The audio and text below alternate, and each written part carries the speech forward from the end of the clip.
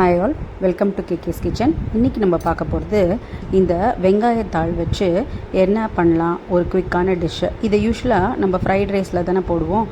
இதில் vitamin A, B, C, K அந்த மாதிரி நிறைய இருக்குது. ஃபைபர் கண்டென்ட் இருக்குது, ஆன்டி ஆக்சிடென்ட். ஸோ இதை வச்சு எப்படி ஒரு கீரை பண்ணலான்னு பார்க்கலாம். வாங்க வீடியோக்குள்ளே போகலாம்.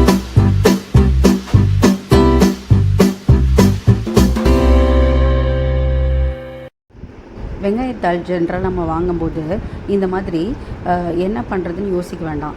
இப்போது இதை நல்லா சுத்தப்படுத்திட்டு எப்படி க்ளீன் பண்ணி வாஷ் பண்ணி பண்ணுன்றதை சொல்லித்தரேன். இதில் பார்த்திங்கன்னா இந்த அடிப்பகுதி வெங்காய பகுதியை தனியாக எடுத்துடலாம். இந்த தாள் பகுதி அதை தனியாக எடுத்து வச்சுக்கலாம்.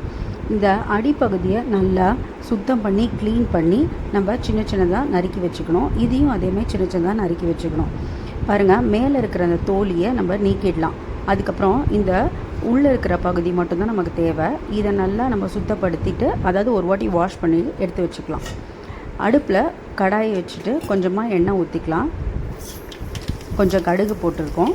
கடுகு போட்டப்புறம் கடுகு நல்லா பொரிஞ்சோடனே உளுத்தம்பருப்பு கொஞ்சம் கலர் மாறினோடனே நம்ம அடிப்பகுதி இருக்குல்ல, அந்த வெங்காயம் அதையும் மேல் பகுதியும் எடுத்து வச்சுருக்கோம்ல, ஃபஸ்ட்டு அடிப்பகுதியை போட்டு நல்லா வதக்கிடலாம். இது கொஞ்சம் நல்லா நம்ம வெங்காயம் வதக்கிற மாதிரி வதக்கிடணுங்க. அதுக்கப்புறம் தேவையான அளவு உப்பு போடலாம். உப்பு ரொம்ப போட வேண்டாம், கம்மியாக போட்டால் போதும். இதை நல்லா வதக்கிடுங்க.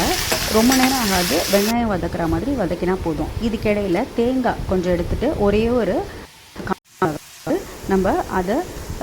நம்ம மிக்சியில் கிரைண்ட் பண்ணி எடுத்துகிட்டு வந்துடுவோம். இந்த வெங்காயம் வதங்கிட்டு இருக்கட்டும். இது ரொம்ப குயிக்காக பண்ணக்கூடிய ஒரு டிஷ்ஷு. வெங்காயம் வதங்கினோன்னே நம்ம மேலே இருக்கிற அந்த தாள் பகுதியை இதில் சேர்க்குறோம். எப்படி கீரையெல்லாம் சேர்ப்போம் அந்த மாதிரி சேர்க்குறோம். இதையும் நல்லா வதக்கி கொடுங்க. இதை வதக்கின அப்புறம் நீங்கள் வேணால் லைட்டாக லிட்டு போட்டு மூடி வச்சிடலாம். பாருங்கள், எப்படி நல்லா சுருங்கி வதங்கிடுச்சு. இந்த டைமில் நம்ம அரைச்சி வச்சுருந்த தேங்காய் விழுத அதில் போட்டுடலாம். கிளறி கொடுத்துட்டு அவ்வளோதாங்க, நம்ம ஸ்ப்ரிங் ஆனியன் கீரை பொரியல் ரெடி.